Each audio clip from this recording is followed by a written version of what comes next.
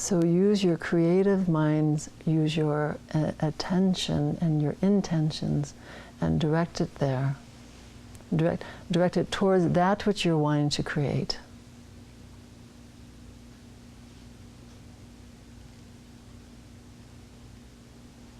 And if one has a state of peace, and one has the energy of this love or this pure vibration flowing through oneself, there'll be very little that one will still feel a great need for, outside of a few bodily needs. Then one can approach life in just an experience of its many beauties, and also possibly respond to the many cries that one hears around oneself, to assist others to find such peace within,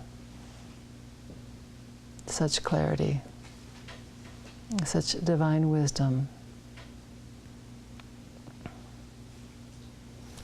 Is this helpful to you? Yes. Mm-hmm. Thank you. Is there any other questions at this time? Mm. Mm.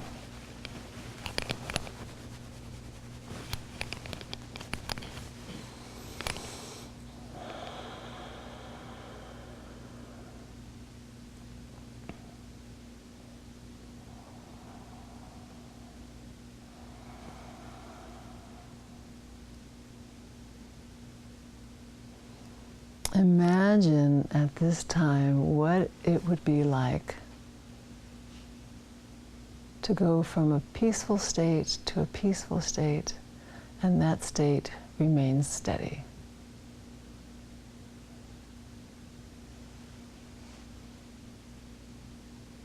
Imagine if one can consistently abide there.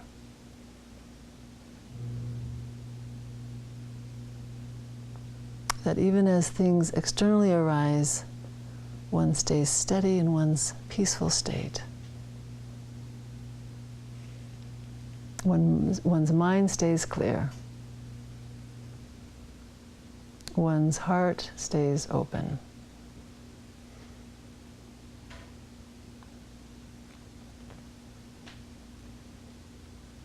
We say that this is an experience that each of you may and can have. We see that eventually you all have, but your experience may dictate that you're not quite there yet.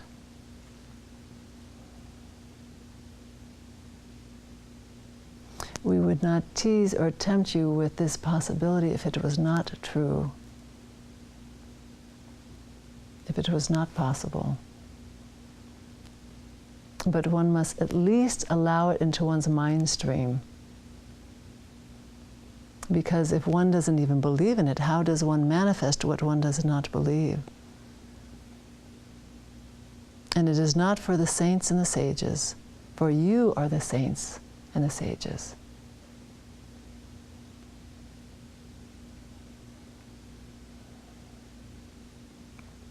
Your mere essence is pure. Your mere essence is that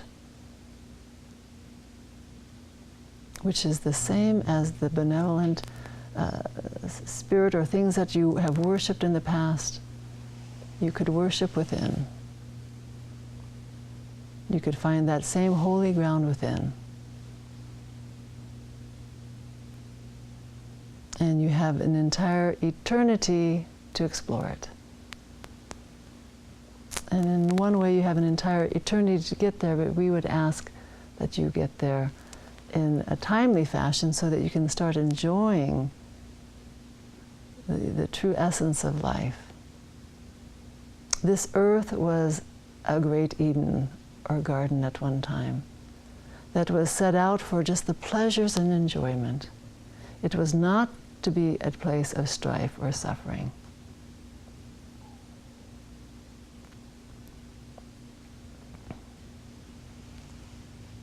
And yet, in some peculiar way, it has become quite such a thing.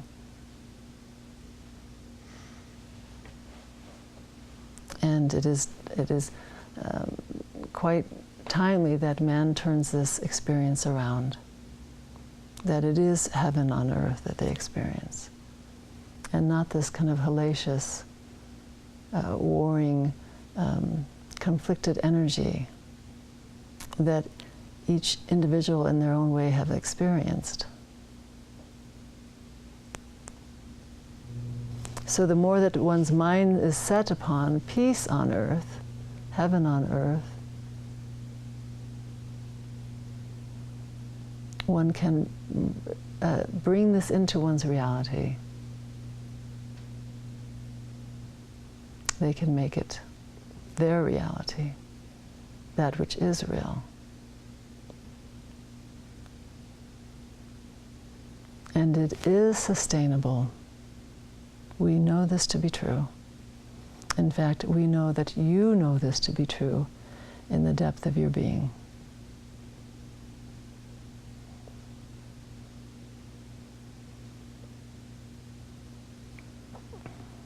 Is there anything else you would like to ask or discuss?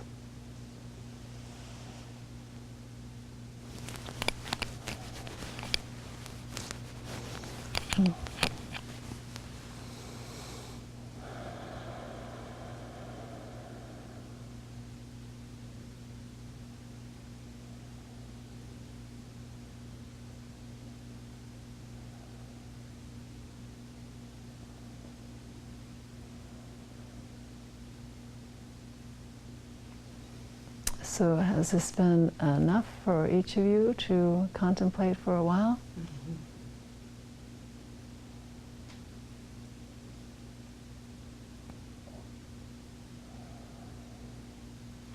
We would like to remind you that there is great resources for each of you to call upon, to count on, to open to align to. There is no lack of abundance in this earth plane or universe or existence. The lack often comes from the mind state and the closed mind state. But as it continues to open, it will see that abundance is everywhere. And it does not have to be determined by a bank account or what a bank account can allow.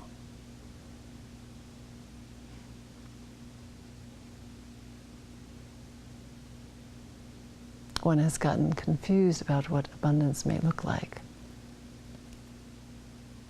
But abundant joy, abundant peace, abundant happiness, abundant love, and the enjoyment of this earthly plane and this experience down here is available to all beings.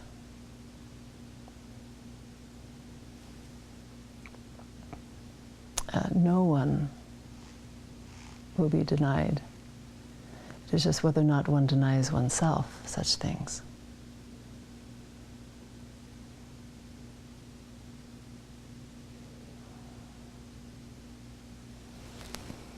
So are there any last questions from any of you?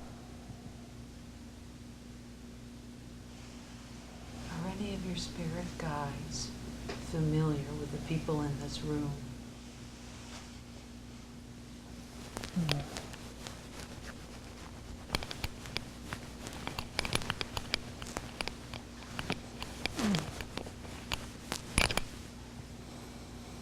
Kimano koso shuo questa e shinel kista e shuo shuo shemasatea kista shua. They are quite familiar with each of you, all of you. And in ways not necessarily in your conscious mind, you are familiar with them as well. You've all had many lives on this planet. And some of your guides were beings that you knew at different times. And we're not just speaking of the physical existence. There there are times that when you are not existing in physical form, that your existence is an experiential communion with your spirit guides or spirit. I don't know if you have a more specific question around spirit guides or familiarity than this. Thank you.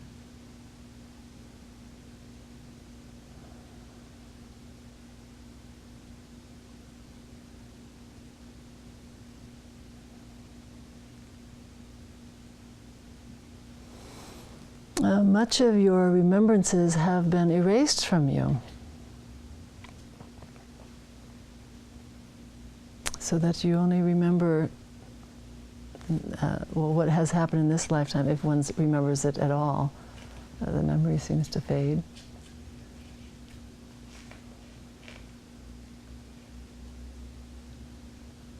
But you are all familiar to each other beyond this time in this realm. In this realm, one seems to individuate. And just in the idea of individuation, there seems to be like a narrowness. And that narrowness can have a sense of limitation. It does not have to have a sense of limitation. But often that limitedness brought forth forgetfulness also. And the consciousness got drawn closer and closer and closer to oneself. And then the reality just became oneself, one's thoughts. And unfortunately, as grand as each of you are, if it is only of oneself, it is limited. It makes the mind or the consciousness just very small versus vast as this universe is, as vast as the amount of beings there are there.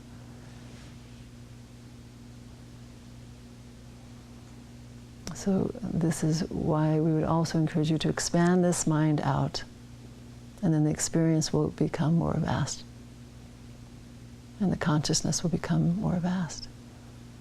And then possibly even the memories will become more clear, if they are necessary.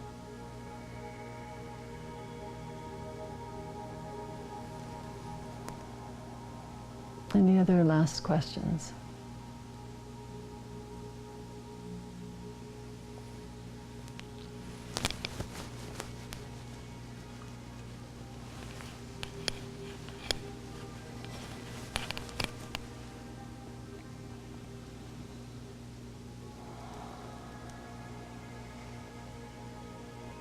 So again, we would ask each of you to have the sense of being open and receptive to all that is good and available to you, which is abundant beyond one's mind's capability of understanding. Keep that awareness alive.